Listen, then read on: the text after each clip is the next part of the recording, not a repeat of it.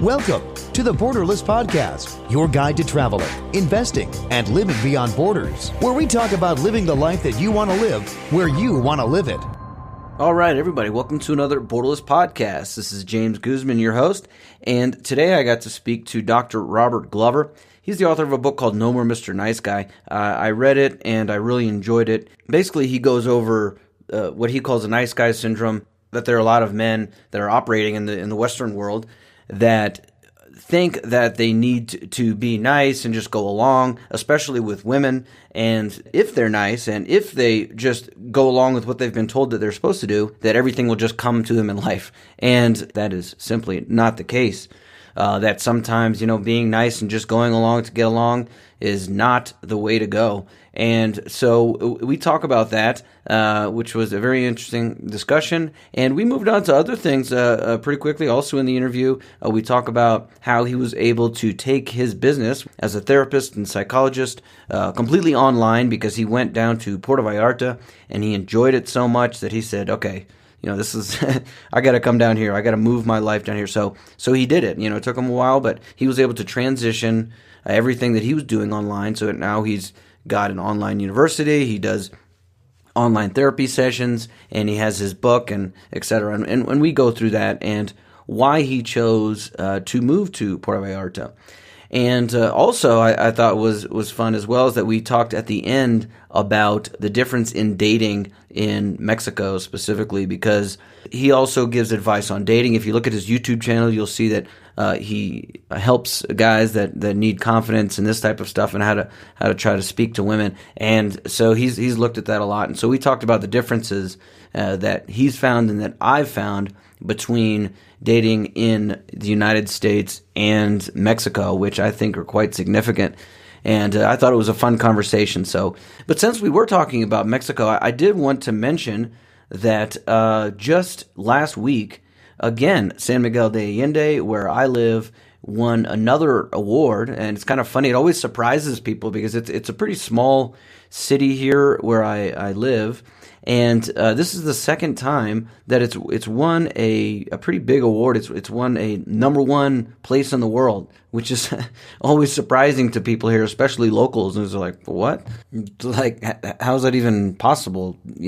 All the cities in the world, the best city in the world. But I don't know. This is all taken from a vote, so this is how people voted. So what are the reasons that it's nice? Well, I mean, it's still got a small town feel, and the thing is, it's got the beautiful architecture. I really think that one thing that the United States is missing, other than a few cities, is just beautiful architecture. I think that people for a long time now have been concentrating on convenience, have been concentrating on commerce and that type of thing, and not as much on the beauty of the buildings and that type of stuff. At least that's how I feel when I'm in the United States.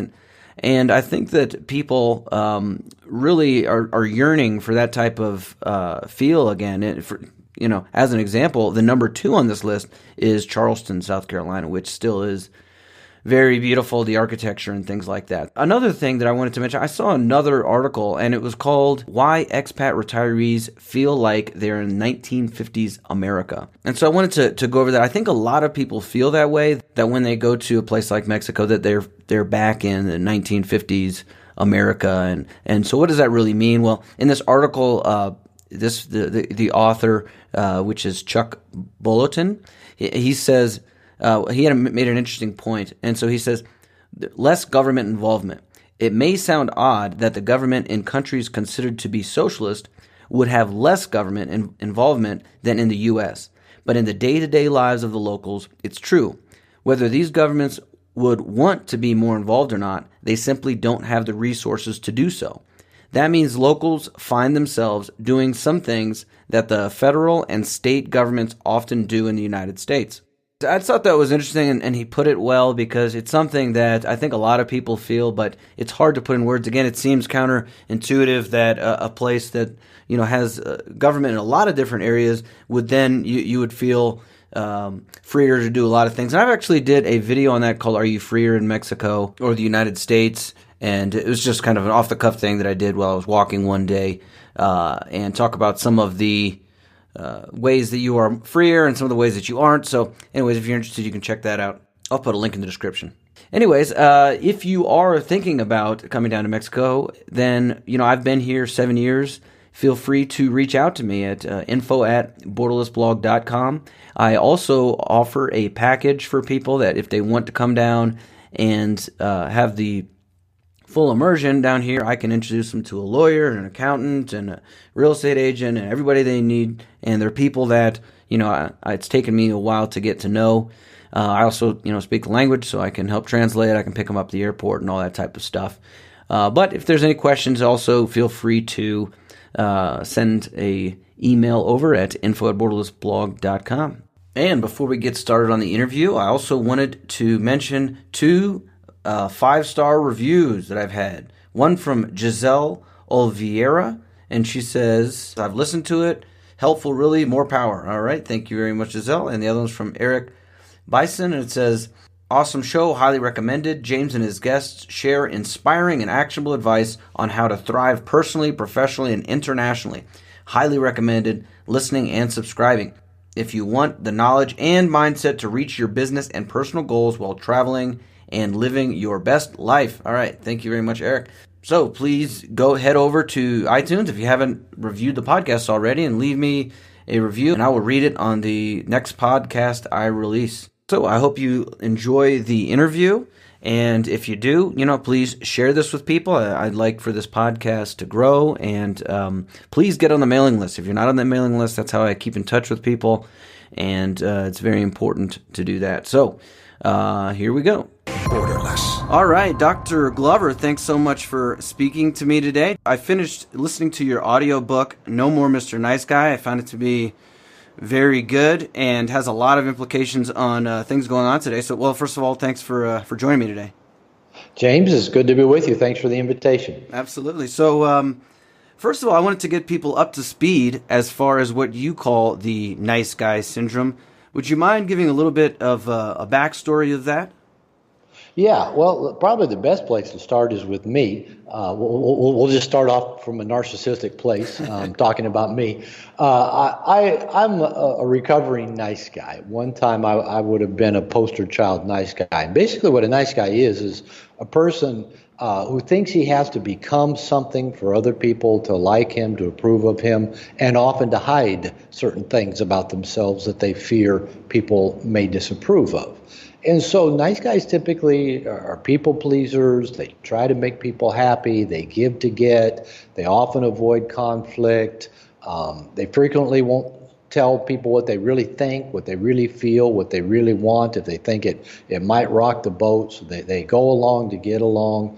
And basically, as I talk about in my book, nice guys operate from 3 often unconscious covert contracts.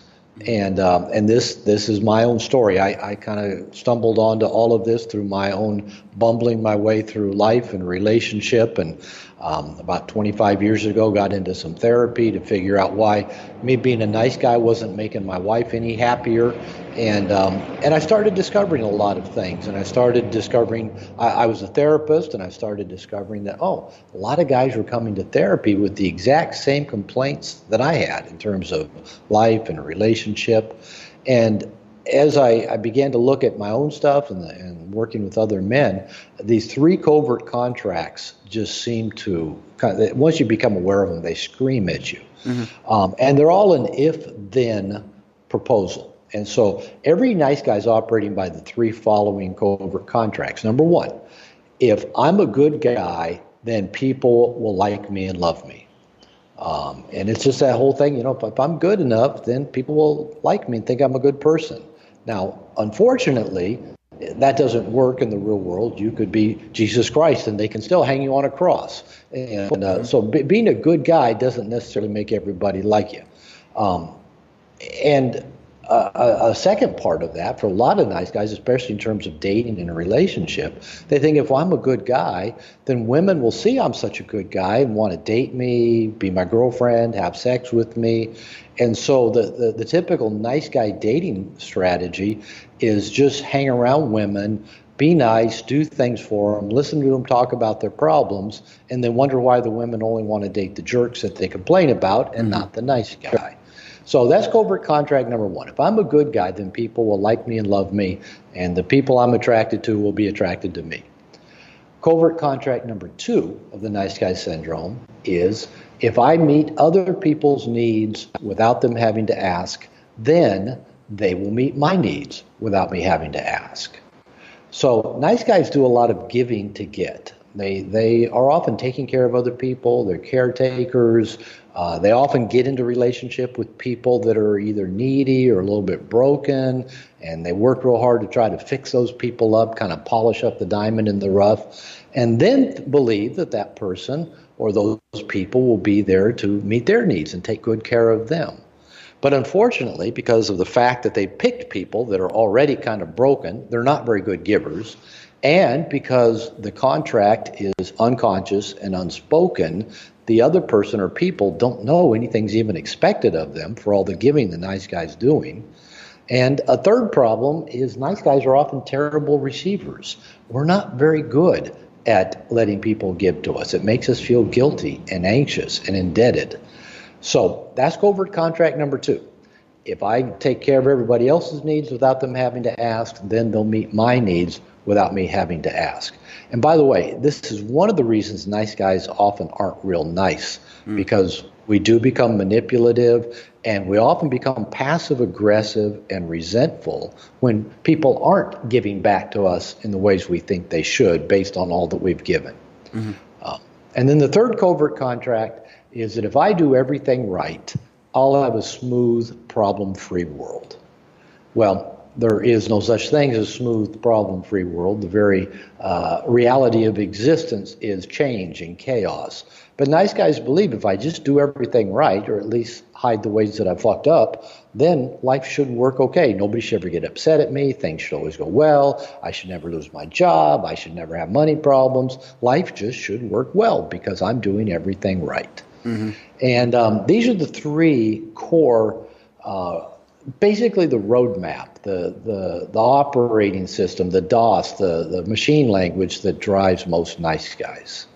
Yeah, and it seems like you've discovered this, what you call a nice guy syndrome, and it's something that has not been labeled by other people in the psychiatric industry, other psychologists, and that type of thing. And when you look at it from that perspective, it seems like there's a whole lot of people that are, or a whole lot of men that are suffering from this right now. And you also lined up in the 20th Century History 101 chapter, you talked a little bit about the societal factors that have caused us to have so many people that men that act like this now.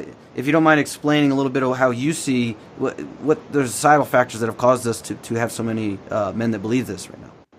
Well, it's probably a combination of factors, and it seems to be, I hate to use the word good or bad or better or worse, but it seems to be getting worse because I'm seeing a lot more young nice guys all the time, really passive young men that have no ambition, no passion, no balls, no backbone, and they're just out there, going along to get along and keep the peace. So the pieces that I really see and wrote about in the book, it's a combination, and I just want to say up front, I'm not big into laying blame of saying, well, is this person's fault or this organization's fault? Because, for example, a lot of guys I work with really, and especially seems like a lot of younger guys even, really react to the whole feminist thing, and they kind of blame feminism for all the problems they have and for the problems they have meeting women or some people like to blame, the media or television sitcoms that portray men as kind of,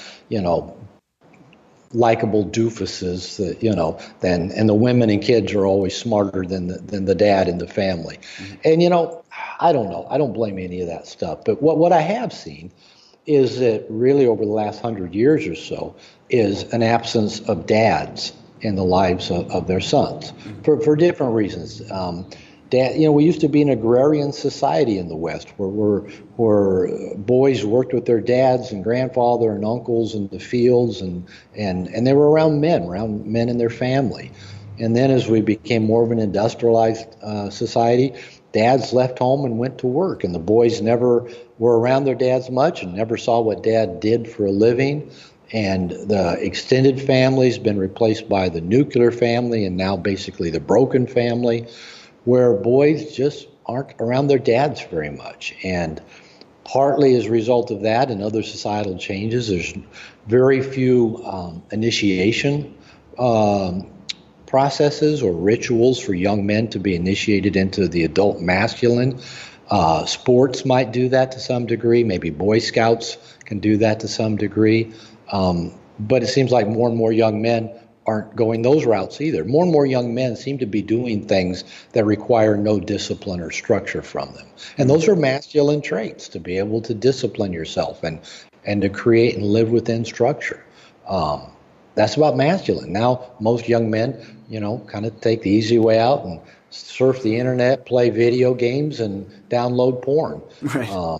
And the internet's, made the world great in a lot of ways, and we'll probably talk about that during this interview of how it's let me, and I expect you, live anywhere in the world we want to. Right. But it's also made us lazy. And one of the, without getting too far off on this, one of the things that I've seen is that I remember there's a terminology in terms of like retrieving your email online at one time, and the difference between pull and push. And pull, you had to do a little bit of work. Push, it just got sent to you, got fed to you. And I see a lot of young men nowadays that want everything to be push. They want everything just to be given to them and come easy, and everything they want, they can steal it on the internet and don't have to go out and work hard for anything. Or women are now outpacing men in terms of getting high school, college education, graduate school. And a lot of that, I'll keep putting that back to we haven't been around men or father figures. Now, coinciding with that, most men, especially in Western culture, grow up in a heavily feminine environment, whether it's we're at home with mom when we're young, and either dad's at work or dad's long gone. When we get into preschool, which a lot of young boys now go through preschool because mom and dad are both working, or mom's single mom, and that's all women. You get into elementary school. I had one male teacher from kindergarten through sixth grade, and I often, in my seminars, I will poll nice guys, and I'll say, how many men teacher did you have before junior high or middle school? And the average is about 1.5. So one of the things I said is for the average young boy, moving from the third grade to the fourth grade not only involves learning your reading, writing, and arithmetic, but also learning how to please a woman, because everybody that has control of your life up until about 12 or 13 is female. And so a lot of men are out there basically following the life roadmap of don't piss off a woman. And so, again, they're just kind of passive, playing it safe. Now, a lot of other things are involved in, I think, creating the nice guys, but I think those are two real core pieces, that the absence of dads and masculine presence and guidance in men's lives, and just growing up in a very, very feminine world. I call it the nursery. Most men grow up in the nursery where they're surrounded by women, they seek female validation, they try to please women, and I tell guys, if you ever want to grow up and really accomplish anything in life and get what you want in life, you have to get out of the nursery of female validation and praise and approval. Yeah, absolutely. Now, I'm curious as to, you lay out a very educated and a thorough explanation of this nice guy syndrome that you pointed out. What I'm curious is the rest of the psychological community, how is your book received there? Is this something that they recognize, or? Yeah, in terms of people that are actually doing therapy with real life people. Now, one thing about No More Mr. Nice Guy, I never used the word codependency in the book, and that was a conscious decision. When I wrote the book, we're talking now in 2017. The book came out in hardcover in 2003. It had actually been out as an ebook for a couple of years before that. So I wrote this book over 20 years ago. And codependency had become kind of a hot topic back in the 80s and 90s, mainly books addressing women and people in relationship with addicts. And nice guy syndrome is basically codependency, is getting a sense of self and worth from others. And kind of the old codependency joke is when a codependent person dies, somebody else's life flashes before their eyes. But I consciously did not use the word codependency in the book because nobody had addressed these issues in men. There was nothing out there for men at the time. Now, that's actually radically changed, and I think that maybe even my book maybe had something to do with that, because I regularly do interviews with life coaches, young men that are helping other men, and there's blogs now, there's podcasts, there's web forums, there's ebooks, and there's a plethora of material for men out there now. But when I wrote my book, it was mainly just the mythopoetic stuff of, Robert Bly and Michael Meade and people like that. So there's a lot out there now. But back then, nobody had written about codependent men. And so I didn't use the word codependency in the book just because I didn't want people to project their own, ideas or thoughts about that onto what I was trying to say. But what I found in terms of acceptance is that the book's been out in hardcover for almost 15 years now, and it keeps selling more and more every year. My royalty checks keep getting bigger.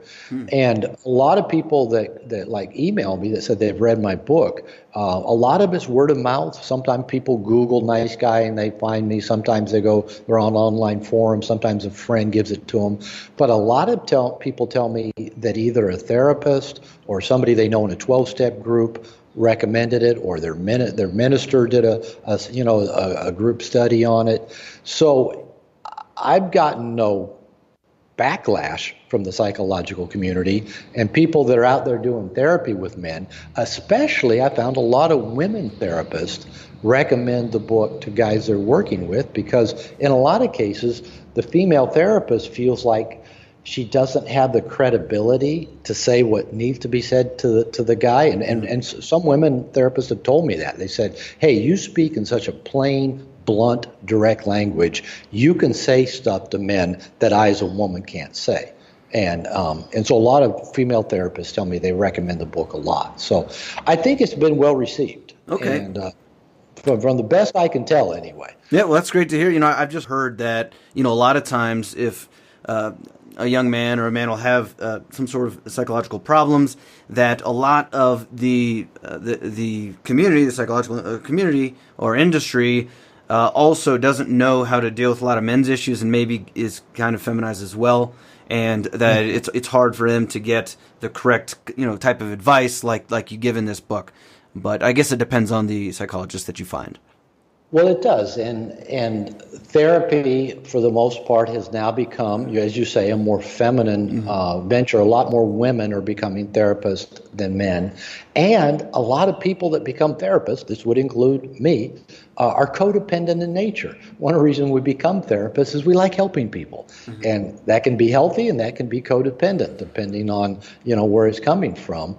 And so, again, I think a lot of therapists are happy that they've stumbled onto my book and now have a resource to help men that at one time it just looked like, this guy's a nice guy. I don't know why he's not real happy or why he's having problems in life. He's a good guy. And now they have more of an understanding of what the problem is. Mm-hmm.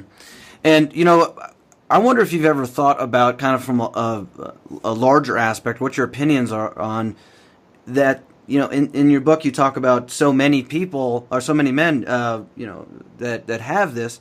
What type of impacts that would have on society at large? I think a lot of people would argue that, many of the white knights or whatever you want to call them in government are causing a lot of problems with the policies that are pushed forward and stuff like that, that they're just kind of catering to whatever they kind of exactly like how you outline what a nice guy would do, just pandering to do whatever they think that people are going to accept them for, kind of this virtue signal type thing. Would you say that that's a kind of an offshoot from a nice guy syndrome, or is that different? I don't know. That's a good question, and I'm not sure I have a good answer. Okay. My basic opinion is that anybody that consciously and willingly gets involved in politics at a level above a local city council, I think they have a screw loose personally.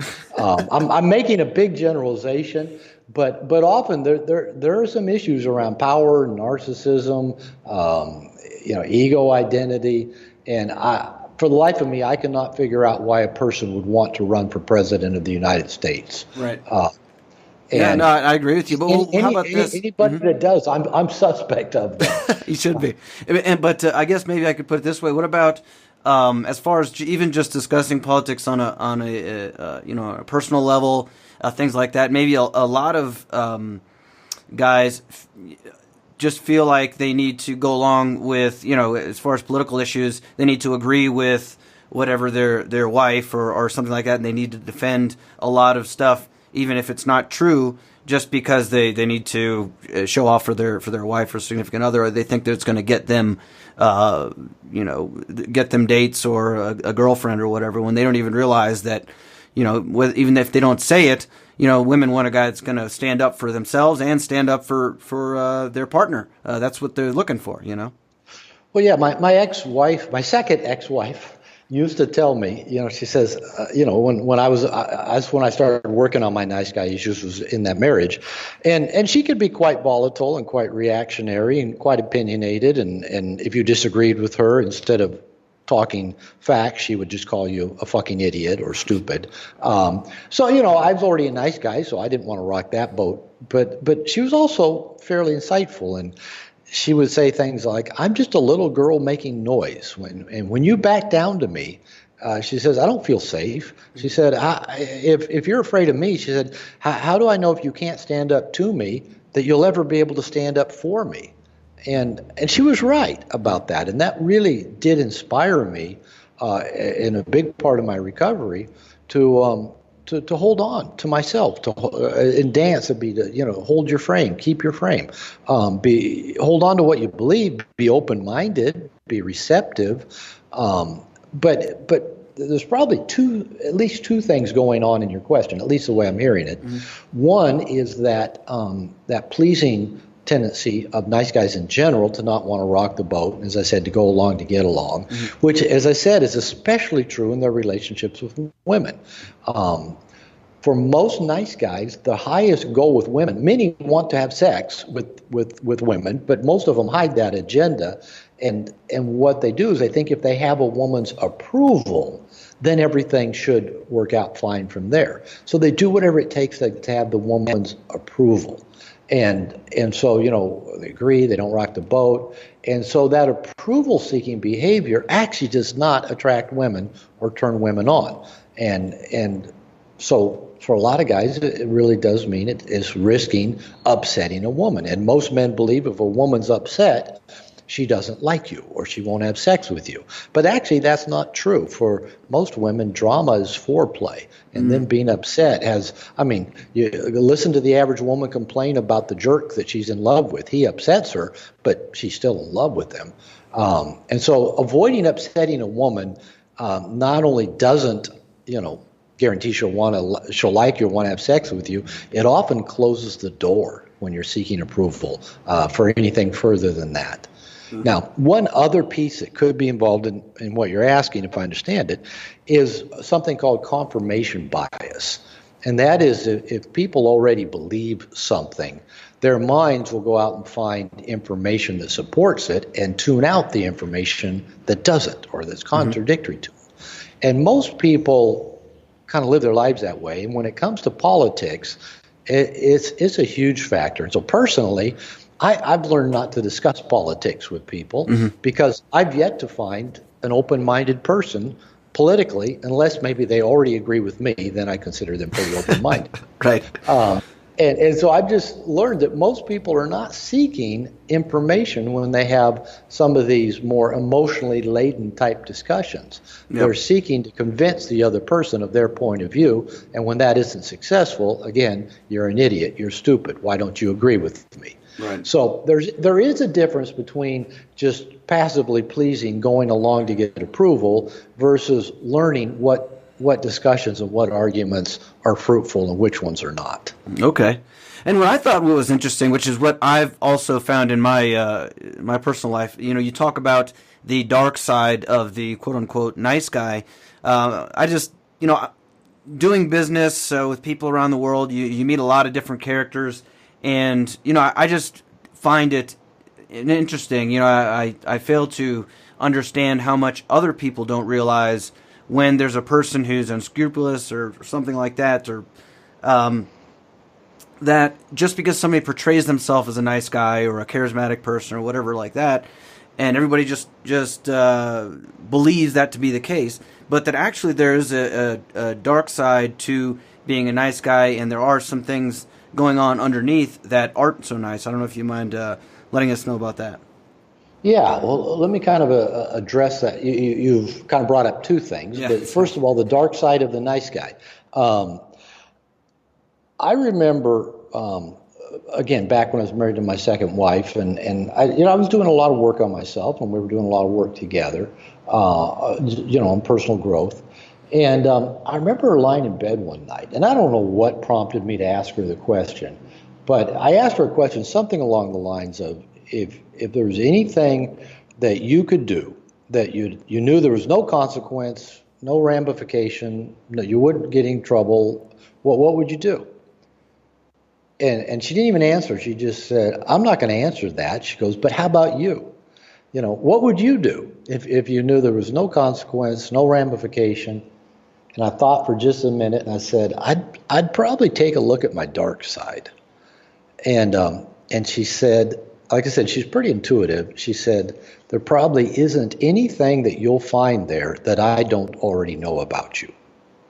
And she was probably right. She was intuitive enough to see those parts of me that I kind of kept locked away in a little, secure compartment that I never even ventured to take a look at. But they still manifested in my life. Those dark sides of myself still manifested.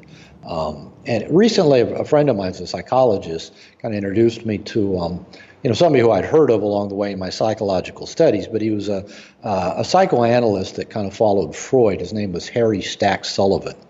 And he postulated a model of interpersonal relating and how we see ourselves in terms of others in the world that follows three ways of viewing self: good me, bad me, and not me.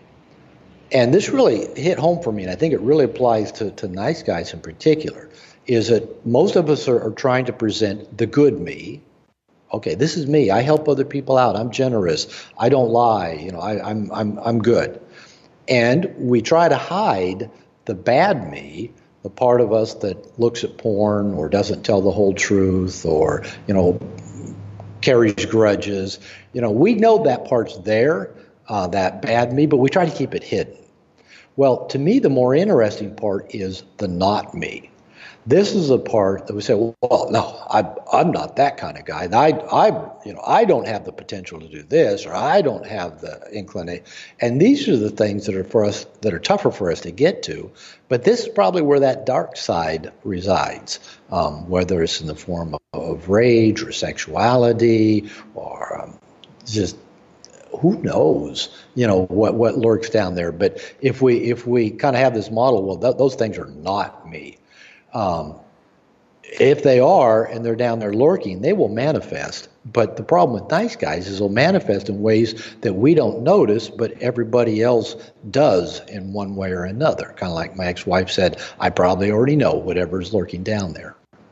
So there's that one piece that nice guys, and that's one thing that I do. In fact, I've got a workshop coming up in July with a friend of mine in LA called Dive Into Darkness. And we're just going to have 6 guys, and we're going to spend an entire weekend just diving into the stuff that we all avoid, the not me that we don't like to look at, but yet is still operating beneath our conscious awareness. So there's one piece of the dark side. The second part, you talked about unscrupulous people around the world.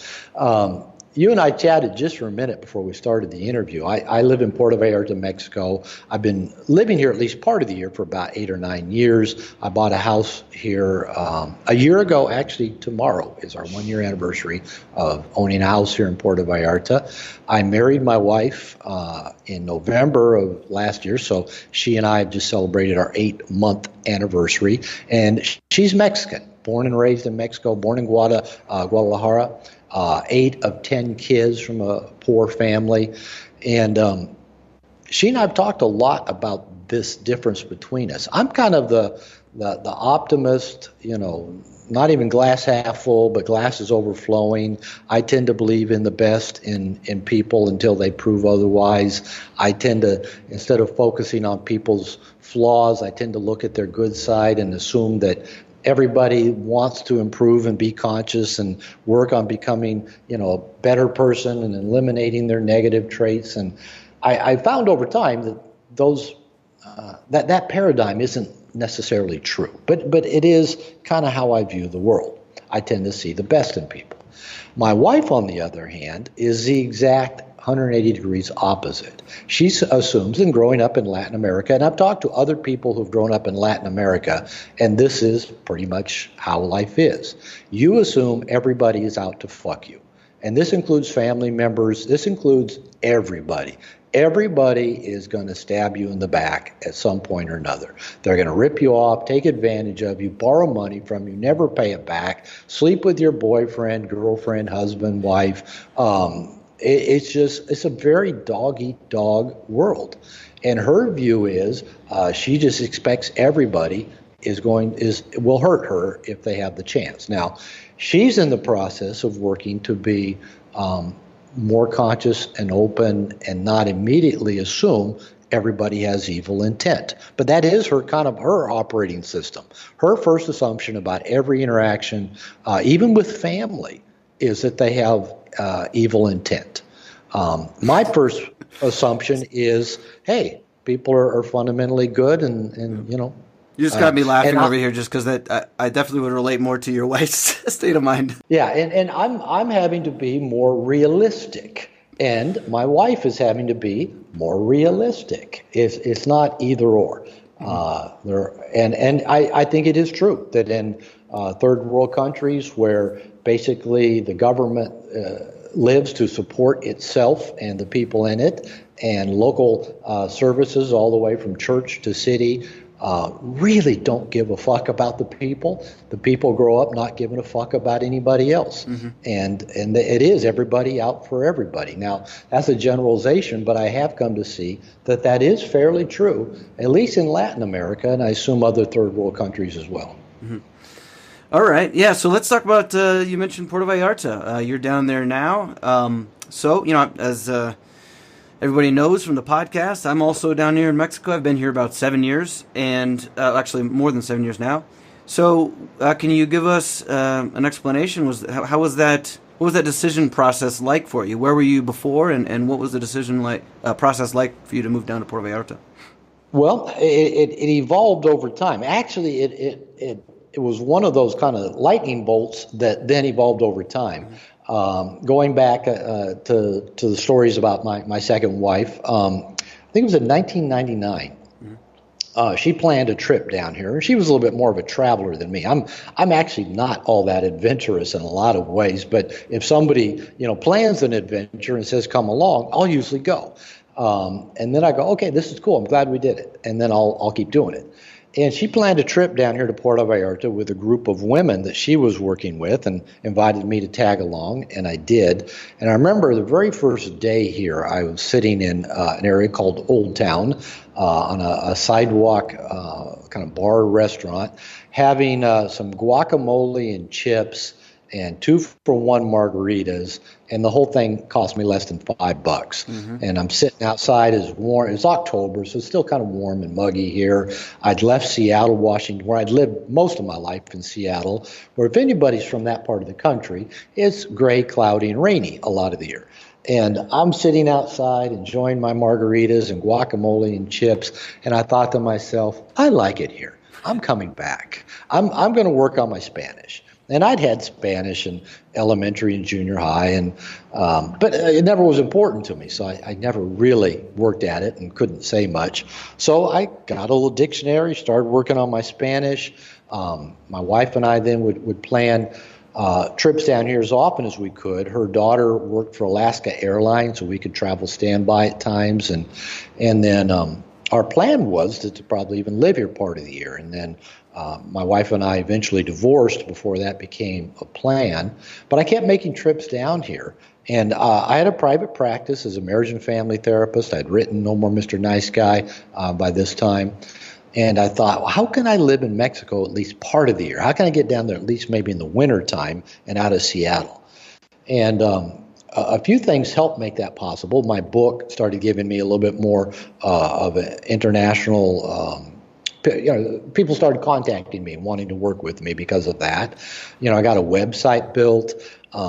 I started an online class called Nice Guys Don't Finish Last, They Rot in Middle Management that Barnes & Noble had asked me to write when they had an online university. And so I wrote that, and then they quit doing their online university. So I just started offering it online and thought, well, I can make money doing this. So I wrote some more classes about relationship, about dating, and started an online university, which started creating income. I started doing more and more sessions over Skype, just like you and I are talking right now. And as internet became more prevalent and more dependable down here in Puerto Vallarta, that really opened the door for me to do more and more here, where as long as I had Wi-Fi, I had internet of some sort, I could do my work. So that was probably an 8 to 10 year process of kind of building up ways of generating revenue that I could do online and didn't have to always be in my office in Bellevue, Washington. And so I kept coming down more and more. And about 8 or 9 years ago, I just let go of the lease on my office and my apartment. I said, I'm going to take a 3-month sabbatical. I'm going to move to Puerto Vallarta and just see if it works. And so I kept telling everybody, this is an experiment. I'm going to see if I can live here part of the year, if I even want to. I'd only been down here at the most for a week at a time. So I thought, I don't even know if I want to be there more than a week or two. And after about a couple of weeks, some local down here said, I think you need to quit saying this is an experiment. It's working. And they were right. And so I spent 3 months down here. The first trip went back to the Seattle area, subleased an office, saw my clients again for another 6 months. Next year came down for 4 months, went back, did 6 more months in Seattle and told everybody, I'm done. I'm not coming back. And or at least I'm not going to come back and do my private practice because everything was working well online. And just a note is that I now make more money in my online business than I ever did in my private practice. And I get to live wherever I want in the world. So that continued, and then, as I said, I bought a house down here last year. I'm married to a Mexican woman. She's got a couple of young kids. So this is home. I travel still back to the U.S. fairly frequently, maybe once a month or so for workshops or seminars. My mom's still up in the Seattle area. My son and granddaughter are up in Washington State as well. So I still travel quite a bit from here, but this is home. Okay, that's great. Now, what I did want to ask you real quick is, a lot of people have trouble getting their income to be online like you did. Now, you said that was an 8 to 10 year process. You already had a book going, that kind of thing. But did you have anybody or any company or something that was helping you with that, or did you have to learn everything yourself as far as offering all this stuff online and figuring out how to do it? Almost everything I've done in life, I kind of figured it out and bumbled my way through it. Because like I said, when I started doing my nice guy recovery, there were no books for recovering nice guys. I had to figure it out. And when I decided to start using the internet, that was all still pretty new as well. And I did stumble into a couple things. I stumbled into the whole concept of internet marketing and realized that had a lot of potential, and I did not need to reinvent the wheel. So I've spent time with some online marketers who are usually dating information products, which is what I was doing in a lot of ways anyway. The internet during that time became more prevalent and more of a feasibility in third world countries. As I said, the first class I developed was because Barnes & Noble asked me to do it and paid me to teach it online. Then they kind of closed down their university. And I thought, well, I've got this class, and I've got my own technology with my website and an online discussion forum. Maybe I can promote it with my newsletter. And I think I made $4,000 the first time I did it on my own. And I thought, this has potential. Mm-hmm. So most of the stuff that got me here, I kind of just bumbled into. I kind of have an inquisitive mind, so and one of my life mantras is what one man can do, another man can do. So if there's something I want to do, I start looking around and see if anybody else has done it, and then go to school on that. But a lot of what I've done, I really have just stumbled into it or bumbled my way through. But one thing that I've found, and maybe this will be relevant for your people listening that have an idea, but either don't know where to start or they've been putting it off. The thing I found when I finally did just come down here for the first 3 months to Vallarta, a couple of things prompted me. And then I made a discovery along the way. The things that prompted me was I was going to come down in 2008, but then the big recession hit. And I thought that, this isn't a good time to just close down my business and take off and go to Mexico. So I waited. Well, that following March, my father had a stroke and died. That following June, my brother unexpectedly passed away. And I thought, okay, I'm not waiting anymore on this. And then the other thing that happened is that a friend of mine who was in the construction business in Seattle, his business just went underwater. And he actually was very wealthy before that. It had just tanked with the recession. And he had a friend living and working down in Ajijic, Mexico. You probably know where that is, near Guadalajara. Yep. And he went down to start working with him, just building houses. And I thought, wait a minute, he's going down there with nothing. He's got no money, he's got nothing, but he's still just going. And I thought, what am I waiting for? Am I waiting for, every, I to be dotted, every T to be crossed, every 1 and 0 to be lined up? I'm just going to go. My dad died, my brother died. I think, life is short. I'm just going to go. So those things just really motivated me to go. And so the following February, 1st of February, like I said, I let go of the lease on my office. I let go of the lease on my apartment. I burned the boats and thought, I'm going. And the thing I discovered was that when you have an intention, you point yourself in that direction and you start taking action, doors open up along the way to facilitate you that you don't even know are out there. You can't pre-plan most of this. You can do your due diligence. You can put yourself in a good position, but it isn't until you actually start moving forward, till you start taking action on your plan, that the doors, that you discover the doors are there and they open up, whether it's doors to finding a great place to live or doors to discovering this great thing that's going to help facilitate you. And when I did that, it amazed me how many doors opened up that made the whole process work out so well. And I could list a dozen things that I could not have actually pre-planned it better than it worked out, just because of the fact I took action and started moving forward. Well, that's great. So for other people that, I actually have a number of people that talk to me about Puerto Vallarta. Just had somebody this morning, a friend of mine, talking about planning on at least spending part of the year there from now on. For people that are looking at different places, who would you say that the type of person that might enjoy Vallarta? What are some of the good things about it that someone might want to go and check that out as a destination? Well, I'll make some generalizations, and some of them you probably see also where you're at in San Miguel. Mm-hmm. San Miguel and Puerto Vallarta are both, there's a lot of gringos here. There's a lot of expat or pinche gringos, as the locals would call them. There's a few other things they call us as well. And Vallarta has a lot. It's a tourist town. And one of the neat things about both San Miguel and Vallarta, they're tourist towns in the middle of Mexican villages, Mexican cities. I mean, there's Mexicans living and working right around you. It's not like you just escape. Now, a lot of people come here and go stay in a timeshare resort, and the only Mexicans they see are the ones that work in the resort. Mm-hmm. But Vallarta, you can go to Old Town, to Central, to the Romantic Zone, and you're around living and working Mexicans.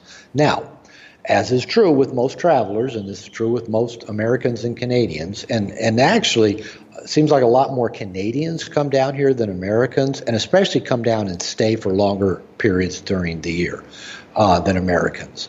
I think their retirement and healthcare system makes that easier for them. And it's just fucking cold up in Canada, Yeah. so they all get down here. So there are a lot of white people, and which now becomes actually one of the things that works against the experience, is that if you just hang out with a bunch of other people like you, why go to Mexico? That's right. And that's a part I've never really understood, is the people that come down here, and they'll have a token Mexican or two that they know, Jose or Carlos or Pablo, and they think, oh, I'm really melding and entering into Mexican culture because I know a couple Mexicans who speak pretty good English and they treat me well. Yeah. That's not really getting into the culture at all. Yeah. And I'm not saying how people should do it, but if you're coming down here because it's cheap and it's warm, okay, I get that. And the culture is warm and inviting, and with great music, and the ocean's beautiful here, and there in San Miguel, the architecture is just breathtaking. It's beautiful. But when I go to San Miguel, I actually can't wait to get away after a couple of days, because there's just so many gringos. Right. And the biggest Starbucks I've ever been in my life is in San Miguel, Mexico. It's a nice Starbucks. My friends and family all call Starbucks my office, because that's where I do most of my work. I like Starbucks. But the point I'm making is that sometimes walking around San Miguel, I don't know if I'm in Scottsdale or Santa Monica. It is so white and so high end. Vallarta seems to be less high end than San Miguel. But there's everything here you want to get. So I say if you come down here, consider living maybe in some of the towns or villages outside of the main city and tourist areas, or try to find condos or apartments that aren't just where every one of your neighbors is just like you. So try, see if you can venture out a little bit. Yep.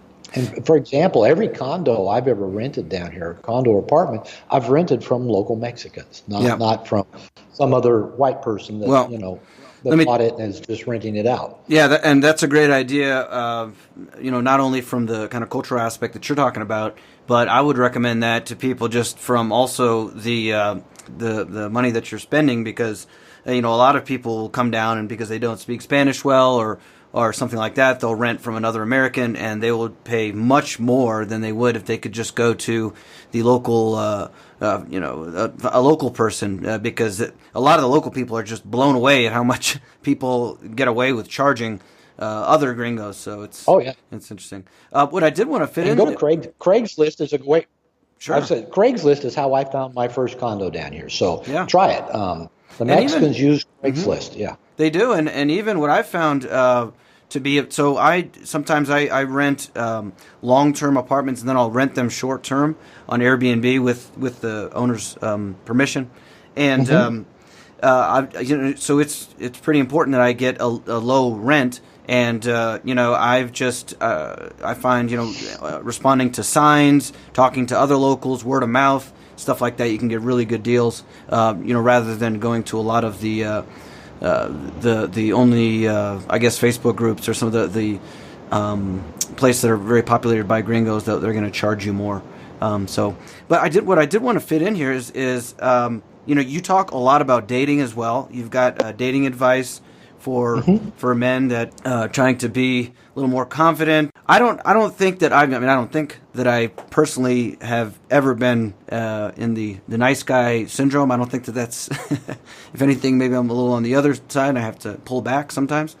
But what I did want to say about that is, now that you have your experience in Puerto Vallarta, I don't really talk about it too much. But one of the reasons that I really enjoy spending so much time in Latin America is dating in general. I just find it to be a lot more, kind of the whole dating situation to be more relaxed and better. I'm not expected to pay so much money as you are in the United States.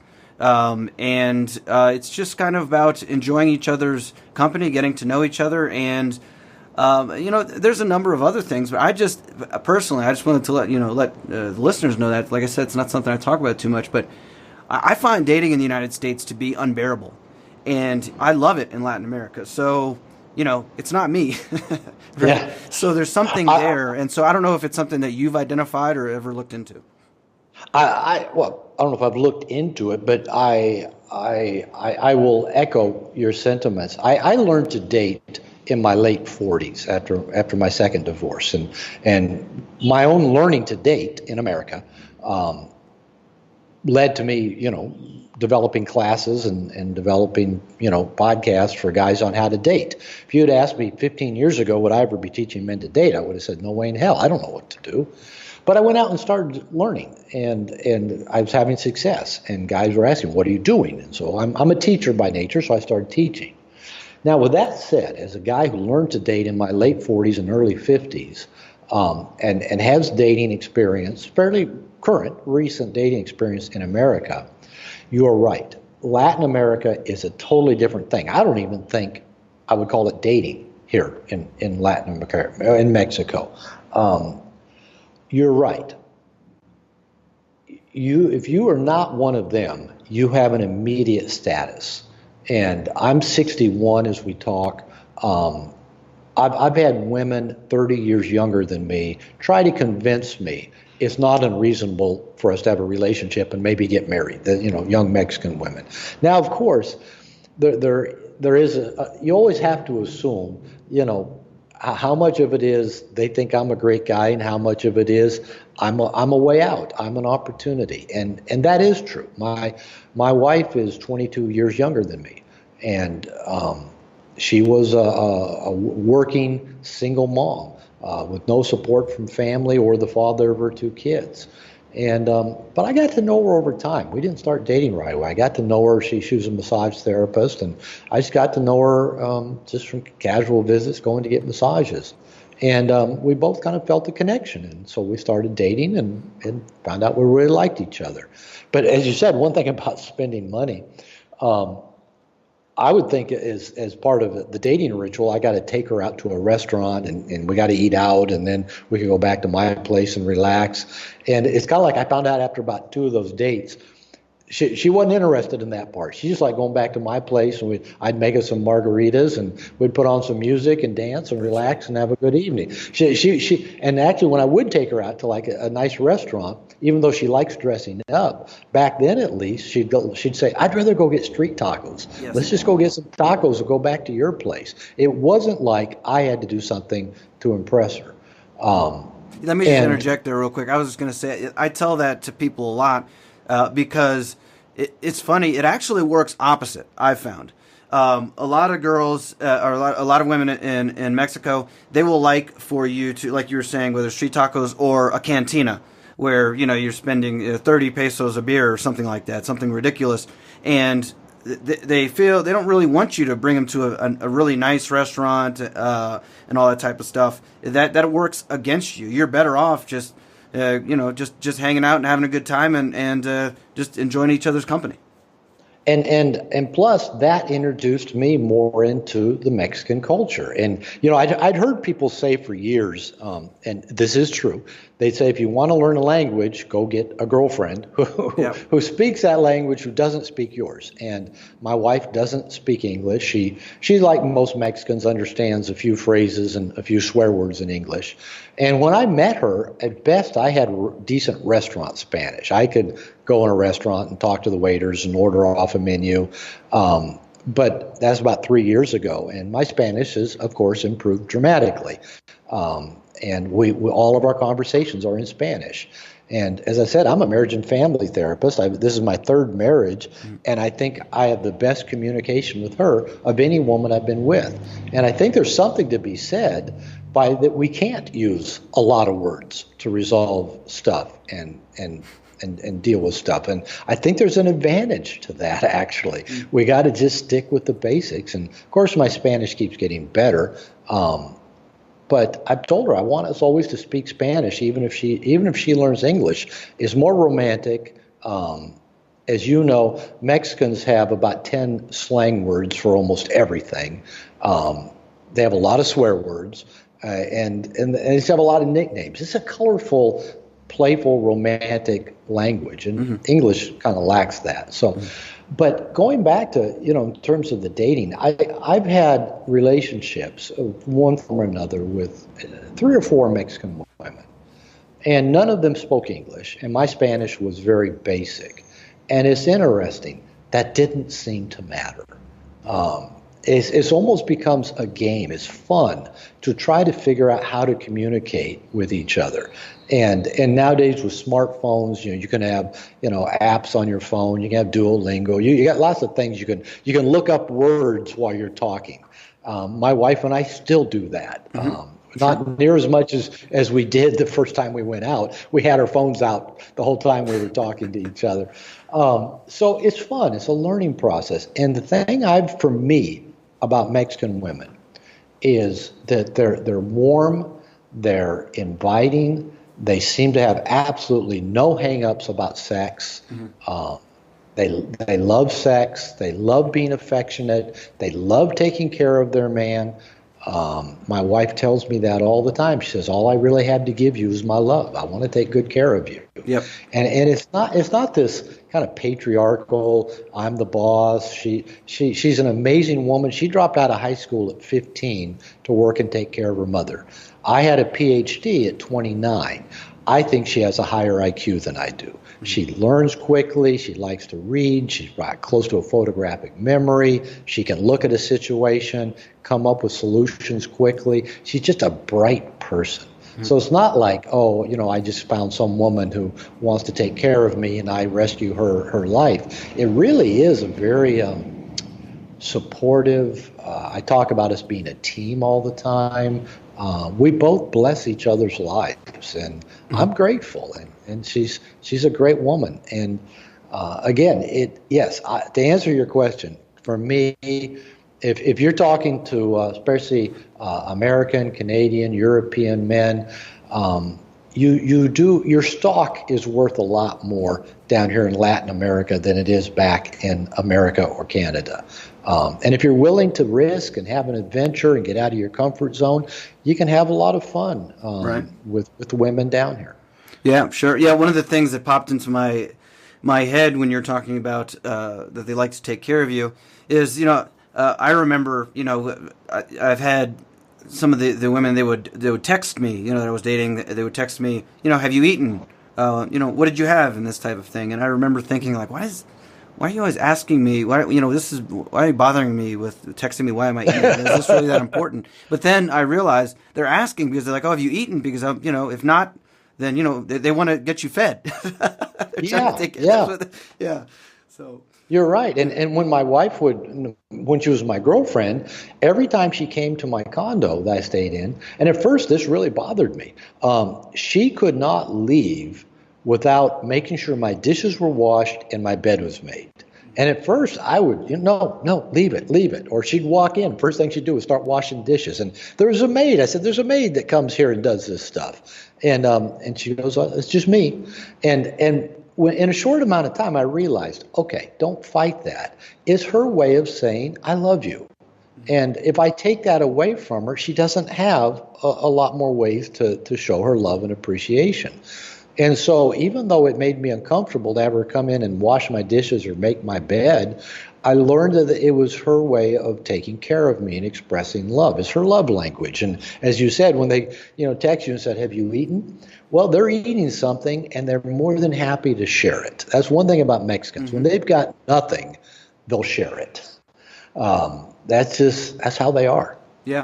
Yeah, absolutely. Well, I want to respect your time here, and I wanted to also mention anything that you might like. I see that you do have a conference coming up, one in Puerto Vallarta. You said that you also have one, I believe, what was that, in California? Well, I've got a few coming up, one in LA, one in San Francisco. I'll be in Vancouver, BC coming up later this year. Just talked to somebody about getting up to Edmonton. So what if people want to find out more about me, just go to drglover.com. It's just drglover.com. My podcasts are there. There's information about nice guy syndrome. There's my workshops and classes. All that information's there. If they just want to Google Robert Glover, I come up about the first 5 spots on Google. If they want to Google No More Mr. Nice Guy, I used to tell people Alice Cooper and I come up 1 and 2. I'm beating the hell out of him now. I got the first 5 spots. So, yeah, just drglover.com or just Google Robert Glover or No More Mr. Nice Guy. You'll find me. Okay, great. Well, again, thank you very much for your time, and I'll let you enjoy the weekend coming up over there in the beach in Puerto Vallarta. Yeah, thank you, James, and I'm looking forward to getting back to San Miguel. As I said, I get there and I go, hey, I left one gringo Mexican town to go to another gringo Mexican town, but San Miguel is absolutely beautiful. And actually, my favorite place to get away is Guanajuato, and that's very nice. Yeah, that is so close to you. It's for people listening. Is much less of a tourist town, at least of a gringo tourist town. Is beautiful, beautiful, beautiful, beautiful. So I love Guanajuato. This is 45 minutes from San Miguel. Yeah. Well, if you ever make it here, I'd be happy to show you some places, and not all of them are full of the expats. So, anyways, I know. So all right. Well, good talking to you, Dr. Glover, and let's keep in touch. Thanks a lot, James. I appreciate the opportunity. Okay. Have a good one.